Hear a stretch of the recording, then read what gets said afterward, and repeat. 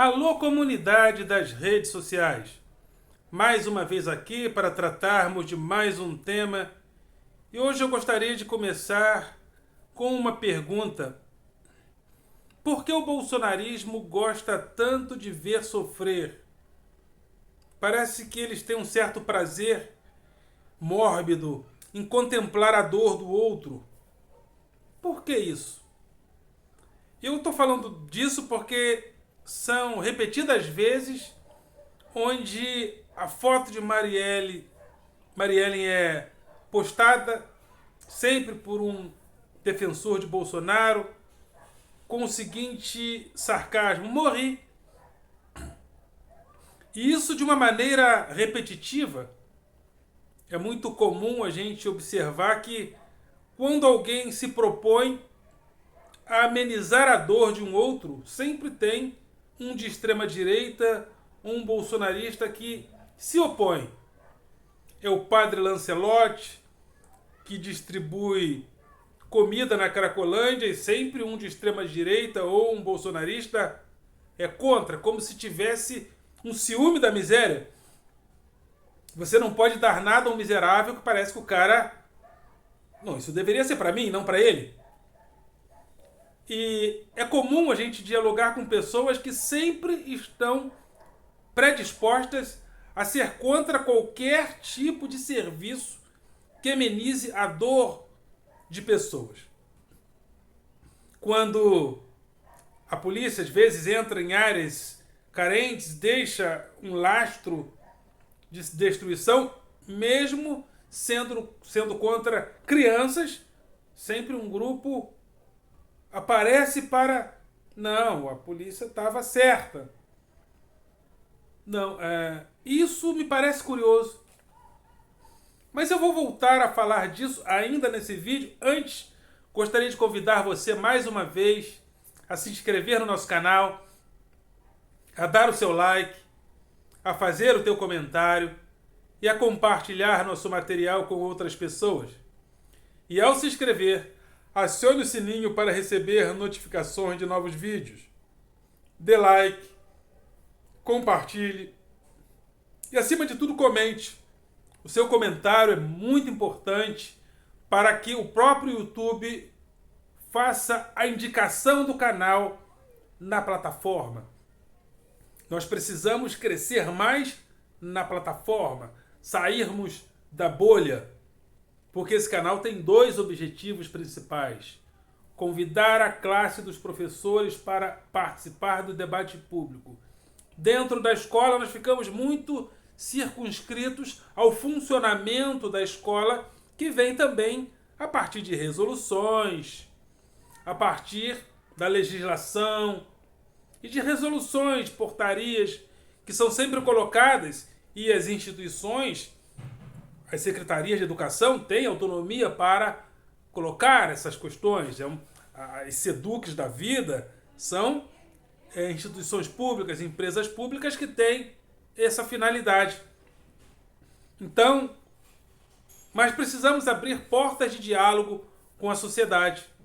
Portas de diálogo com a sociedade que coloquem para a sociedade a importância do professor, porque parece que a sociedade perdeu o lastro com essa importância.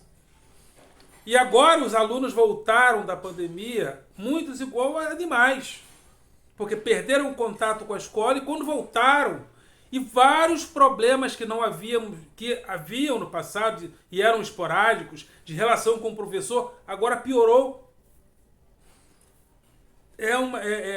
Parece que a escola, o papel civilizador da escola, aí entra o papel civilizador da escola, que passa desapercebido por nós. Né? As instituições de pesquisa já têm colocado a importância da escola no sentido da contenção de jovens, do fluxo de jovens para o crime.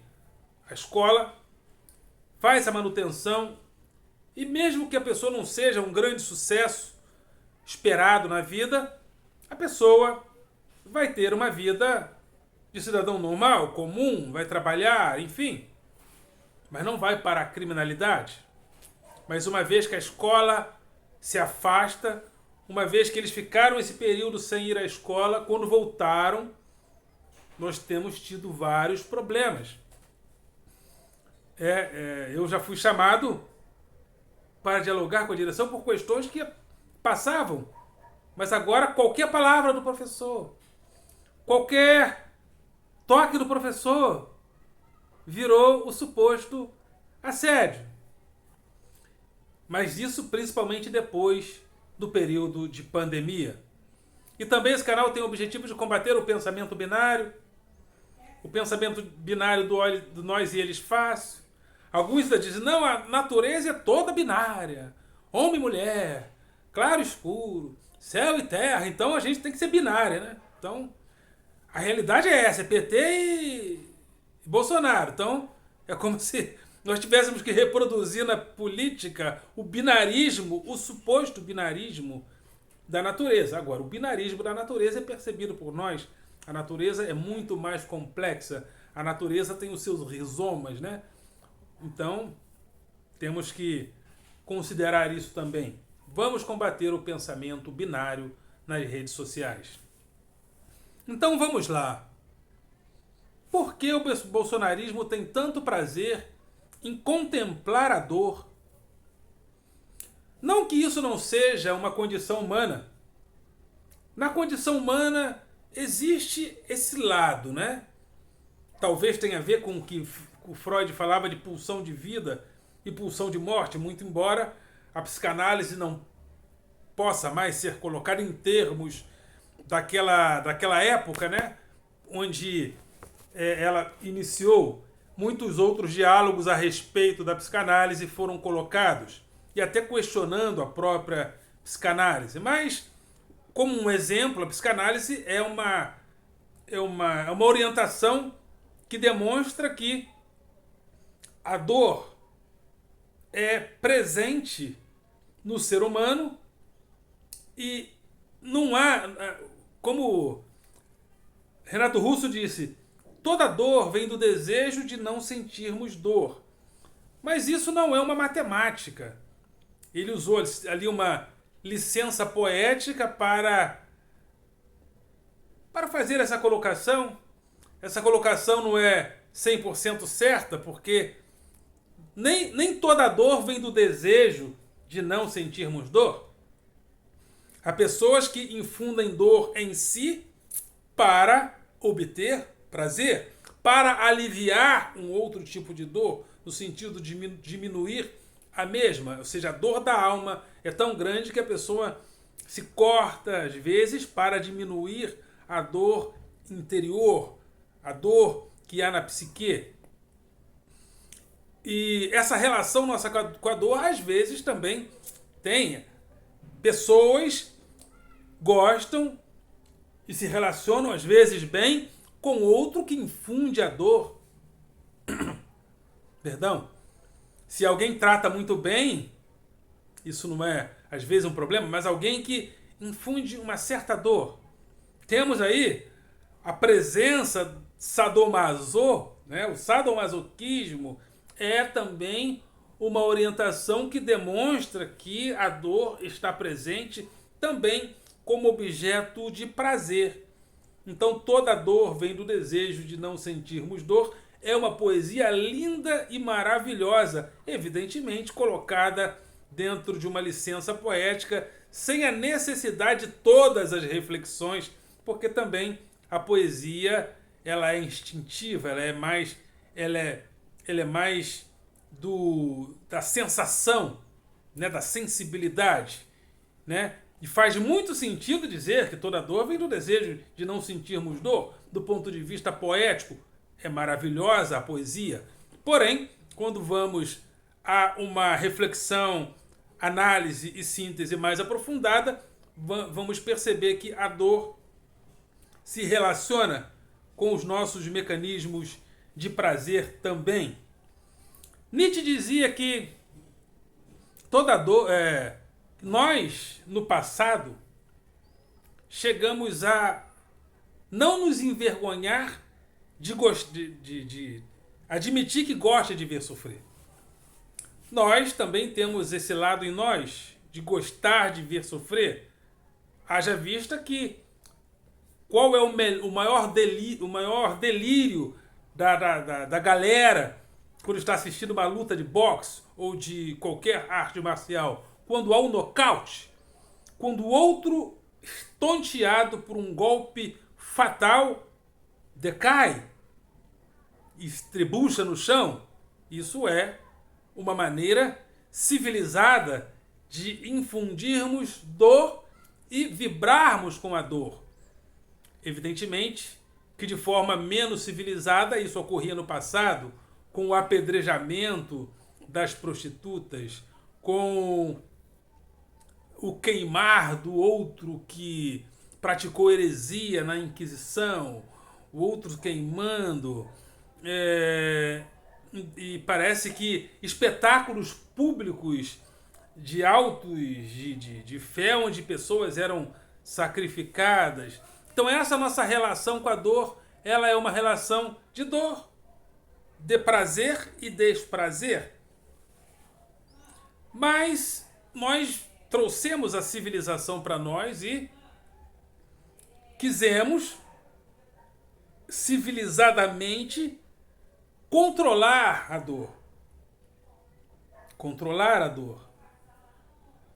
Mas houve momentos da história onde essa ruptura, onde houve rupturas com esse princípio.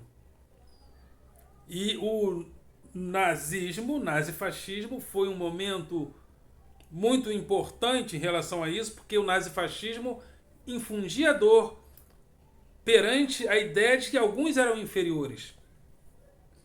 Também, evidentemente, o totalitarismo stalinista também infundia a dor por questões ideológicas, não necessariamente por...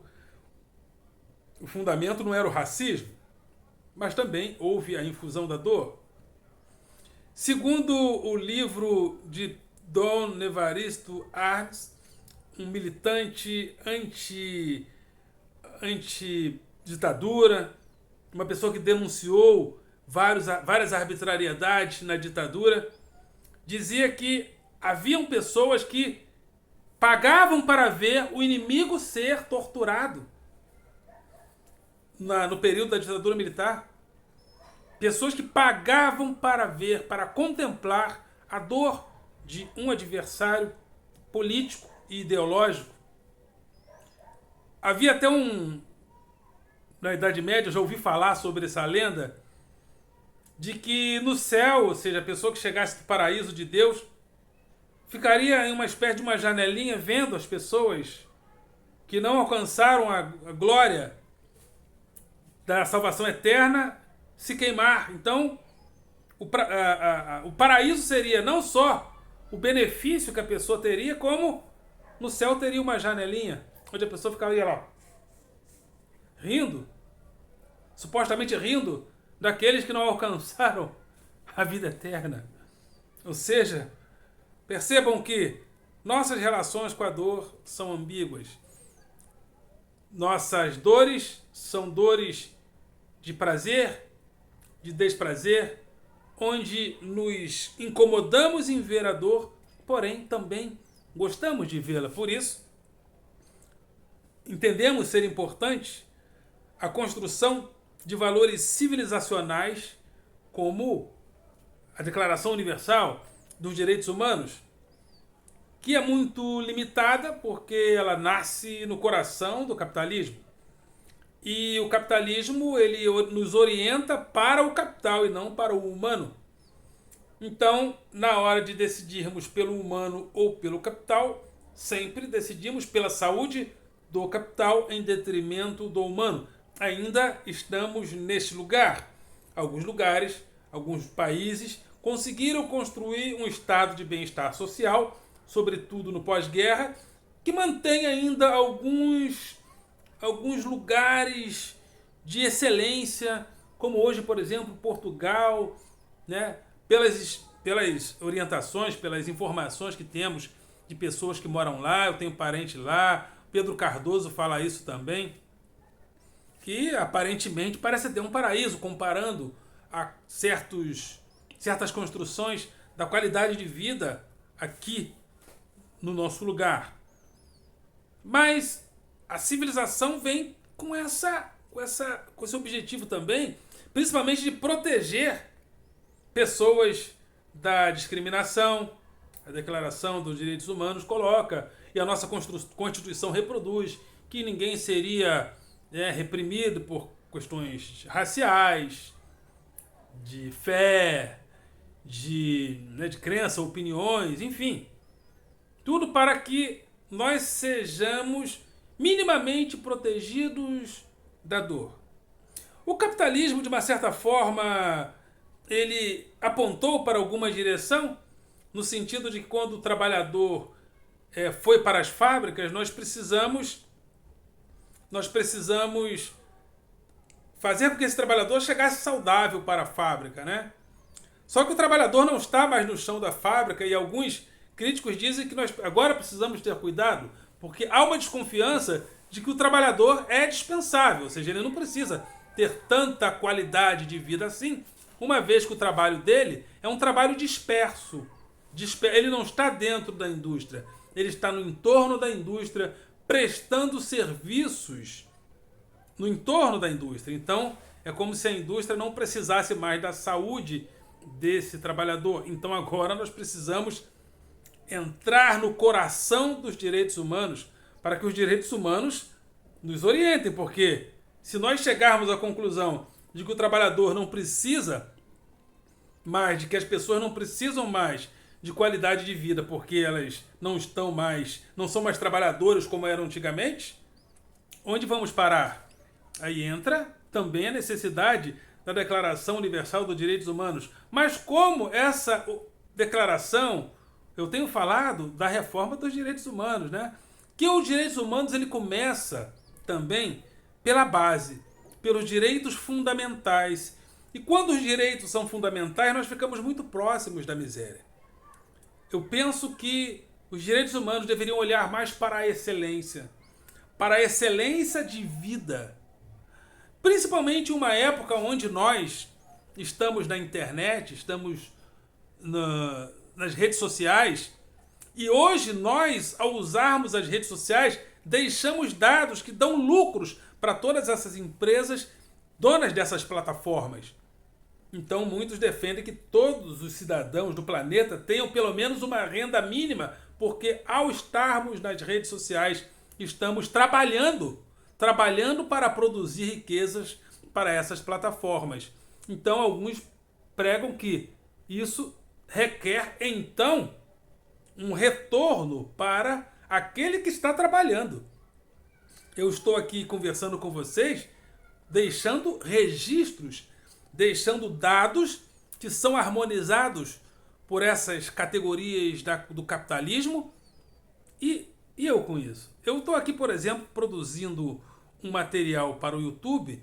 Esse material que eu produzo, ele toda hora tem propaganda, já vê até 2 dentro do vídeo.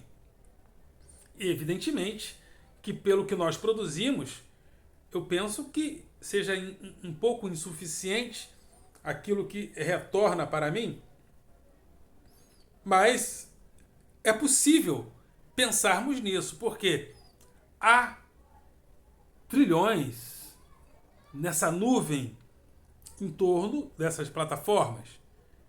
E todas essas coisas estão relacionadas ao fato de que nós precisamos perseguir a trajetória humanizadora da diminuição da dor. Não que a dor vá ser eliminada, mas nós precisamos continuar seres humanos, aperfeiçoar a nossa humanidade. Penso assim. Porém, quando percebemos movimentos de extrema-direita na atualidade, percebemos que essa ideia de aperfeiçoamento do bem-estar baseado na humanidade tem diminuído. E pessoas têm se mostrado sem a vergonha de dizer: eu gosto sim de contemplar a dor. Alguns, né, o deputado lá, que inclusive era contra o padre Júlio Lancelotti, porque ele distribui alimentação na Cracolândia, E esse deputado falou aquela besteira em relação às ucranianas. Elas são fáceis porque elas são pobres. E existe um imaginário, às vezes de classe média, de que o outro precisa. Eu preciso contemplar a dor do miserável, da miséria, para que eu possa ter alguém ou algo sobre quem eu possa sobrepujar-me. Porque acima de mim está a super elite, os grandes investidores, os grandes, né? E que são poucos. Então eu preciso pelo menos contemplar em alguém essa. E quando esse Arthur Durval fala isso, também penso que esteja dentro desse imaginário de olhar para a dor com prazer, no sentido de não só contemplar a dor, como transar com a dor, comer a dor, ejacular na dor, ter orgasmos na dor e com a dor. Isso é muito curioso, e isso é muito presente, não só na extrema-direita, porque Arthur Duval foi um apoiador de Bolsonaro e agora diz que está contra, por causa de uma série de acontecimentos de lá para cá. Mas não é só Arthur Duval que faz essas colocações. Nos grupos de bolsonaristas e na presença deles nas redes sociais, a presença deles está repleta dessa ideia de que além da dor estar ali, eu preciso debochar dela, inclusive. É muito comum, às vezes, eu gravar vídeos meus em salas de aula e o cara dizer: ele dá aula numa escola toda quebrada, numa rua cheia de lama, ou seja, lá, ele está dando aula para os miseráveis, bem feito para ele, bem feito para os miseráveis que ele dá aula, porque o miserável é algo engraçado para essa gente. Para essa gente a miséria é engraçada. Ou seja, é a pouca vergonha política. É o que eu chamo carinhosamente de dolocracia, democracia da dor. Ou seja, existe um imaginário nessa extrema-direita de que o candidato da extrema-direita, inclusive Jair Bolsonaro, é incrível como eles crescem no gemido. É incrível como Bolsonaro se utilizou da pandemia, da possibilidade dela se espalhar e se utilizou da dor desse momento para crescer politicamente. É a dolocracia, a democracia da dor. Vamos democratizar a dor ao máximo para que nós possamos nos projetar no gemido. E isso é muito curioso. Então, essas postagens diárias debochando da falecida Marielle, como se só Marielle tivesse morrido. Você diz para Marielle a seguinte frase: morri, mas sua avó também morreu. Tua mãe também morreu. Tua tia também morreu. Talvez teu filho tenha morrido. Não foi só Marielle que morreu. Então, ao debochar de Marielle, no sentido morri, você está debochando de todos aqueles que morreram, inclusive teus entes queridos, seu idiota. Então, só assim, só chamando essa gente de idiota mesmo, porque são as bestas, né? Idiota é elogio. Besta, ou seja, animais no sentido desumanizador mesmo, não é animal no sentido figurativo, não. Porque quando nós nos descartamos da humanização, o que nos torna diferentes, muitas das vezes também em relação aos animais, são as possibilidades diferenciadas que nós podemos criar. E a humanização é algo que a civilização e a humanização que nós criamos a partir dos direitos humanos, das ciências, da educação, são lugares que podem nos orientar. Mas nós temos esse lugar, bolsonarista sobretudo, de gostar da dor. E a dor, olha a dor, como ela é linda. E Arthur Duval dizer elas são fáceis porque elas são pobres, demonstrou a vontade não só de ver a dor, como transar com a dor, ejacular na dor e ter orgasmo na dor. Ok, galera? Vocês são do coração.